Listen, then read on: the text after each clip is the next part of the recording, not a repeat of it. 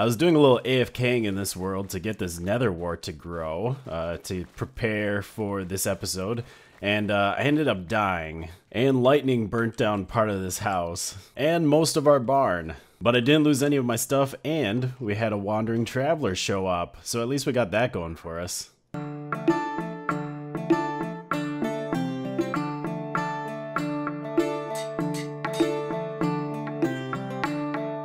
Ahoy everyone, my name is theSirhc and welcome back to another episode here on the Colonies, my single-player Minecraft world. So we have updated to 1.14, we're in the second pre-release, so we should be getting the full release very soon, within the next week or two, depending on how well the bugs are getting fixed. I am using the new vanilla textures, the ones done by Joppa, but I've also updated my resource pack to make a few tweaks similar to the ones that I've done before.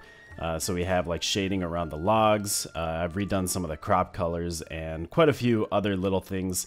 Once I get that more finalized, I still have some work to do. I'll post a video as well as a download link if anyone wants to check it out. Today's episode is going to be all about the new 1.14 features. Now, I haven't been keeping up with the updates very well, so I'm not an expert. This is going to be kind of exploring these things together. But let's start off with this guy here, the Wandering Trader. This guy shows up with his llamas, his special llamas. I think only one can spawn naturally in the world, and they spawn at different villages, which apparently, because we have some beds in this house, it counts as a village. Villages have changed a lot since this is the Village and Pillage update. But this guy brings us kind of exotic trades. Also, this is the new trading window. It is fantastic. I love having everything all on one screen. You can see it all without having to cycle through each trade. So we can do some trades with this guy. We can buy some slime ball. He's got fire coral, glowstone, vines, cyan dye, gunpowder, all amazing things. And I don't think anything really happens when you trade with him, except maybe you gain favor with him. But this is a really cool way to get things that you might not be able to find as easily in the world, or you might have to travel a ways to get. Now, I'm not sure if these guys despawn after a while, or if they hang out until you spend a bunch of time in a different area, a different village, and then they move there. But I am curious about their llamas, if we can somehow keep them around. So I did get a name tag here. We're going to name one of these Tina, and it does seem that I can lead this girl. Let's break out this door. It seems like I can just steal you away, which is pretty great. I'm not going to name tag the other one because I want to see. I want to see what happens. I want to see if that one like disappears or how this all works. Maybe we'll bring the other one with us as well. Kind of just separate them from the Wandering Trader and see if we can just make them our own. Because these guys look really cool and it'd be nice to keep them around. Now, I just tamed both of these guys. I wonder if we can make them breed and if they're going to give us just a regular... Oh, they do give us a baby wandering llama. That is awesome. Oh, look how short and fat he is. So cute. I came out to the mesa here to collect some red sand, and look what I spotted. This here is a Pillage Tower. I believe that's what they're called. I have checked these out once before, like in creative, when I first checked out the 1.14 snapshots. Now, I do have a very good bow. These guys have crossbows, the new weapon in the game, and hopefully we can get one off of them. I don't think you can craft the crossbow, and they did not drop it. I don't know if they do or not, but let's go. There's another guy. Okay. Also, I don't know if these guys keep spawning on this place, or if it's just they spawn in at World Gen. He's trying to shoot me with that crossbow, but he's dead. Okay, still none of them have dropped any crossbows. They got a nice little shooting range here, a little practice area. Is there any other guys defending this tower? I don't see anything. I love the addition of these, like a hostile structure to the game that you have to fight. All right, is there anybody else hanging out in here? It does seem like there should be more people though, because oh, there's more. But still, like throughout the whole tower, it feels like there should be more. Voluntary exile. Oh, does that mean I killed the bannerman? Did he drop a banner? Yes, he did. This is the only way to get this banner, the pillager banner. Oh, there's another guy there. Oh, they must keep spawning then, right? Because unless he came from like somewhere hidden, I don't know. But this is the only place to get these pillager banners. You can't even copy them. And I think they did originally when they first added them, but you can't copy them anymore, so that's pretty neat. Let's head up to the top because there should be some sort of treasure. And we do have a chest here. And we have a bottle of enchanting. We got some wood. Not very good treasure. I kind of expected more, but oh well. That's still kind of cool. We can grab these other banners here. Just take these down. This is our place. This is our tower. Oh, I got a crossbow. Oh, amazing. I wonder how you repair those. So they are definitely still spawning here. Oh, another crossbow. It probably helps that I killed those with my sword with looting 3 on it. They did make the crossbow craftable, so I made up a few and enchanted them so we could check them out. We got 3 new enchants with these things. We have piercing, which allows the projectile to go through multiple mobs and hit them. We have quick charge, which decreases the reload time, and then we have multi-shot, which shoots 3 projectiles instead of just 1, but it only consumes 1 ammo, which is pretty neat. You can't have multi-shot and piercing on the same crossbow, which is why I have 2 of them here. So with these things, you just hold right click to load them up, and then they stay loaded, and you can move them around. You can put them in a chest, you can hang them on an item frame, and they'll stay loaded and ready to shoot, which is pretty cool. And then you just right click to shoot them. So there you had the piercing and the multi-shot with the 3 arrows. You can only pick up 1 of the arrows from the multi-shot since it only uses 1 arrow. You can also shoot firework rockets with these. So you can put firework rockets in your offhand and load them up. So now these are both loaded with the firework rockets, which it says on there. And that just gives you some nice, like, ranged explosive damage, which is pretty neat. I'm pretty excited to kind of try these out on mobs. I'm definitely going to be carrying 1 of these around with me, maybe instead of the bow for a little while, just to see how they work. Next, let's take a look at all of the new blocks added in 1.14. Over here is definitely what I am most excited about. Right here we have all of the slabs, stairs, walls, and fences that are currently in the game. All the new ones are marked with the diamond blocks. So we pretty much doubled our arsenal here, and that is going to make building so much nicer. So we have new stone brick walls. We have new stone blocks, as well as the old stone slab, which is now the smooth stone slab. To get this now, you have to smelt stone blocks into smooth stone and then craft those into the slabs. We have mossy stone brick and mossy cobble, as well as mossy stone brick walls. We have all the diorite, andesite, and granites and walls for some of those. We got new brick walls. We have new sandstone walls. We have new smooth sandstone stairs and slabs. We have prismarine walls. And honestly, the prismarine stairs and slabs we just got in the last update, so those are still pretty new and fresh. We now have nether brick walls and red nether brick stairs and slabs. We got some smooth quartz.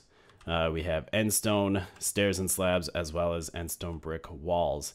And what's actually kind of cool about this, and I wish we had more of these, is the nether brick we have both fences and walls with. So if you want to add a nice point to like the top of a tower, this is a nice brick to use because you can add this very nice kind of antenna looking point on there, a nice spire.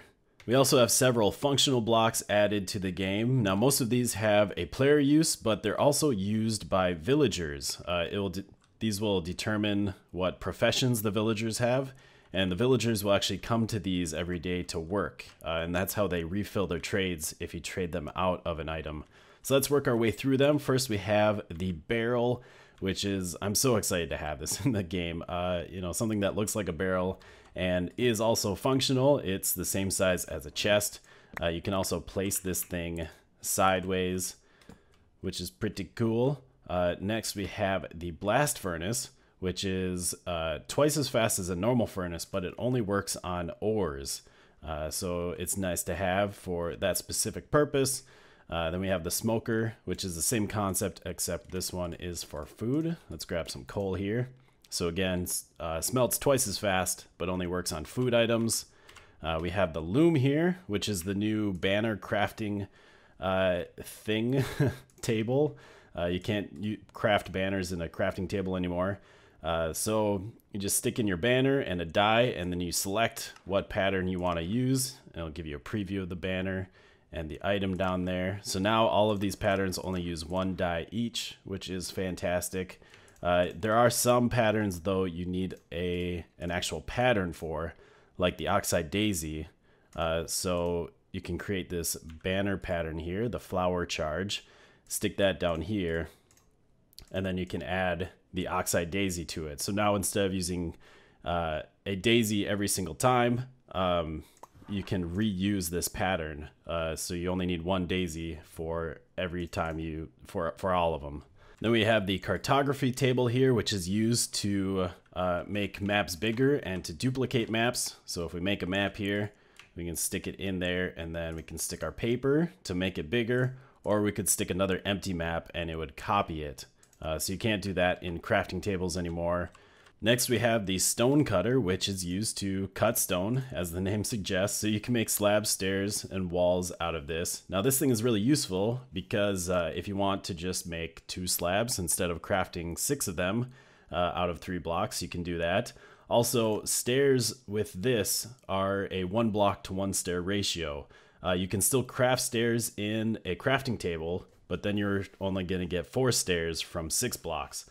So that's really cool. Also, with something like stone, you can actually craft stone brick in here, stone brick stairs, slabs, the chiseled stone brick. You don't have to go through the different crafting, the crafting steps. This makes it all just like a 1-step process.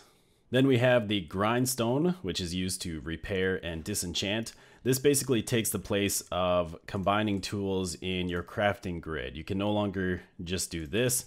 You have to use the grindstone. So it will combine tool durability plus add a certain amount, but it does remove the enchants when you do that. This here is the lectern. This is used for displaying written books, so you can put them on here and then you can actually look at them and page through them, and it will even save your space. So if you exit and come back, you're still on the same page.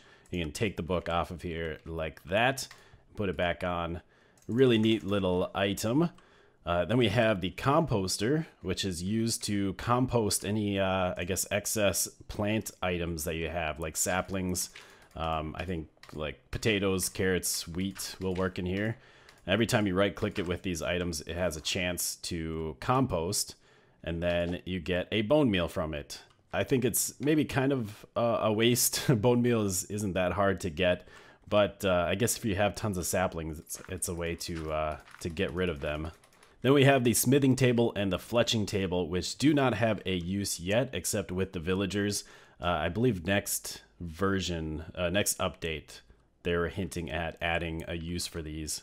This here is probably my favorite new little thing. It just adds so much atmosphere to the area. This is the campfire. It creates light, it creates smoke. If you stick this thing on a hay bale, the smoke will actually go even higher, which is pretty neat. And you can also cook things on it. I think you can cook up to 4 items. You just right click it with whatever you want to cook. It'll take a certain amount of time, and then the item will just pop off and you can pick it up. And there we go, we're getting our baked potatoes. Ouch, it does hurt to stand on it, although it doesn't destroy items like an actual fire. And then we have, of course, the other new lighting block. We have the lantern. These things are going to be so nice to decorate with. One thing about them, though, is they have to be either placed on a block or underneath a full block. You can't place them on the side like you can a torch. So you can't use them everywhere, but still, this is going to be so nice. You can stick these on a fence post and make a really nice, like a lamp post. I'm so excited to just spam these everywhere. There's one more functional block that I want to check out today, and for that we came out here to the jungle, specifically the new jungle biome, the bamboo forest. This is obviously where you can harvest some bamboo. Now you don't actually need to find one of these. You may have seen there are little bamboo sprouts that grow or spawn all around the jungle as well. But if you're looking for lots of bamboo really quickly, this is of course the place. So these things break a lot like kelp or sugarcane. If you break the bottom block, then the whole plant breaks. You can collect this stuff up. I believe you just place it down, plant it. Yeah, cool. And I'm assuming if you break that again, yep, it'll just give you the bamboo back. Very cool. So we can replant what we harvested, and we can also bring this back and grow it back at our house. Now, the cool thing about the bamboo is what you can make out of it. Let's hop over here to this clearing, and we can make scaffolding. This is the new block that is going to make building so much easier. This stuff is, it is what it's called. It's scaffolding. So we can place this stuff down, and let's see. If you hold... It's a little tricky, or it's different to do, but if you hold shift and space, you can build this stuff upwards, and you can climb up and down it. So if you're doing a build, you need to get up to the roof of a house or a building or whatever, you can place this stuff. You can climb up and down as many times as you need. You can also build outwards with this by just right clicking in a certain direction. It only builds out a distance. I think it's like 5 or 6 blocks. Okay, so that's 6 right there. So if we do another one, then it falls. Yeah, you may have seen, yep, it fell down there. So right click and it just falls down. So this stuff does need to be supported, which is kind of a good thing, because that means when you're all done building, you're ready to clean up, you can just break the bottom one and easy cleanup, collect all your scaffolding, and it's ready to use on your next project. The other thing I really like about it too is it looks like a table. So this is definitely going to be probably the main block that I use for tables from now on, at least if I want just a small table like this. That is very nice. Now we did also get pandas in the game, but I've looked around this bamboo forest and I do not see any. So sadly, I don't think we're gonna get to check those out today. Of course, this is the village and pillage update, so we're going to spend the rest of the video talking about the new village overhauls. Villages have been completely redone. We now have new buildings, and each village, each biome has their own specific build style, not just their own block variations, but they actually have different buildings in each of the village, and the villagers look a little bit different. They have specific skins to the biomes that they're in, which is pretty neat. As you can see, the villages are a lot more natural looking. There's a lot less of just the very straight cookie cutter roads. There's a lot more variation in the types of buildings, as well as the other little details they have around the village. As in here we have like piles of hay bales and piles of melons and lots of very organic farming going on, which is pretty neat. And here we have the new desert villages. Obviously they have their own specific build style. Everything's out of sandstone, has the nice flat roofs, lots of cactuses everywhere. Actually, those might just be naturally spawned, but we do have some dead bushes in flower pots, which is pretty neat. Also, if you look in these houses, they all spawn, or most of them spawn with beds. Villages are actually determined by how many beds there are rather than how many doors there are.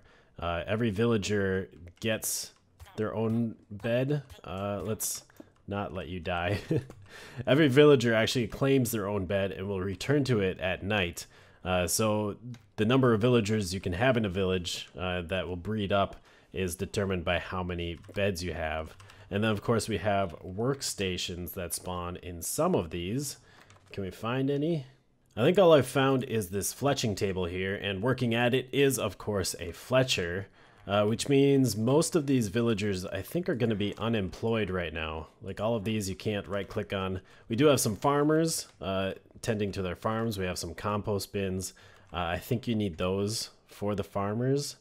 But I was wondering, I crafted a loom here, if we could turn one of these into a shepherd.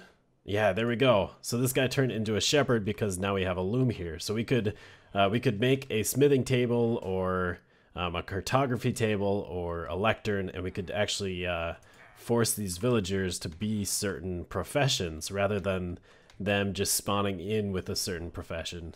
And here we have the new Plains village. Now I'm up on top of the church, which has inside a brewing stand. So I guess that is the workstation for the cleric, which we should, I think this guy right here is the cleric. Yeah, there he is. And we're seeing another behavior that the villagers have now. They all, at a certain time of day, I guess this time of day, kind of in the evening, meet at the meeting place in the village, which is determined by this bell. You can't craft these, but you can buy them, I think, from the clerics for some emeralds. And it does have a function. If you ring it, you can right click it to ring it, or you can shoot it. Let's shoot it here and try not to hit a villager. I believe it makes the villagers scatter. It's kind of a warning bell. I didn't shoot it there. Come on. Apparently I'm too close. There we go. Yeah, it makes them all scatter. So I guess it's a warning bell to make them run away. Now I think we're ready to do some trading here. So as we saw before, this is the new trading window. All of the available trades are on the left. With normal villagers, they gain experience through trading, and that's how you unlock the new trades. So here, if we click on this, oh, it even automatically puts your emeralds in there. We can do some trading, and the experience bar will go up, and once it reaches the max, which apparently we won't be able to with that trade. Oh, that kind of stinks. Because now this guy won't reset his trade until he heads back to the brewing stand and refills it, which he might do soon. Yep, there we just heard him using the brewing stand. So now his trade is full again. We can trade him out of this redstone, and I think one more will do it there. So now he levels up and he's now an apprentice, so that unlocks more trades. Also, you can gain favor with the villagers. Here, since we have been trading with them and we're friendly to them, instead of 32 rotten flesh, it's gone down to 31. Instead of 3 gold ingots, it's gone down to 2. Now if you hit or hurt any of the villagers or the iron golems in the village, then your reputation goes down and they will actually charge more. And these guys will actually hold items that they're selling. So he's showing me right now that he's selling lapis and redstone. Now if we go back to the redstone trade, we get very little experience from that one. But if we go to one of the new ones, then we get a lot of experience. So it's always good to trade these new ones if you're trying to upgrade the villagers. And now we're locked out again. There we go. We got this guy leveled up again. So now he is a journeyman, and he's unlocked a couple of more trades. So now if we hold out our emeralds, he'll show us that he sells the redstone, lapis, and glowstone. There's a lot of stuff with the villagers and 114 that we haven't checked out yet, but I think we're going to end off today's episode. It's getting a little long, and I believe we covered most of the main changes to the update. If there are any major new features or any of your favorite features that I haven't mentioned in today's video, make sure to leave it down in the comments. Maybe we can check them out next episode. But let's end off the video today with our comment. It says, I love the series, I subscribed, liked all of them, watched all of them. I think you should make a new boat because on the first episode one crashed. And you should revisit your old island where the ship crashed, if you know where it is. That was from Gaming Guy. Well, we really haven't moved very far from that island. That's right over there. You can see it. That's kind of why I picked this area. I didn't want to move too far. And we have built one boat on in this new world. to replace the one that's crashed and to help us get off the island. Although I do have plenty of plans to make lots of boats. I'm falling. It's okay. I do have plenty of plans to make boats in the future.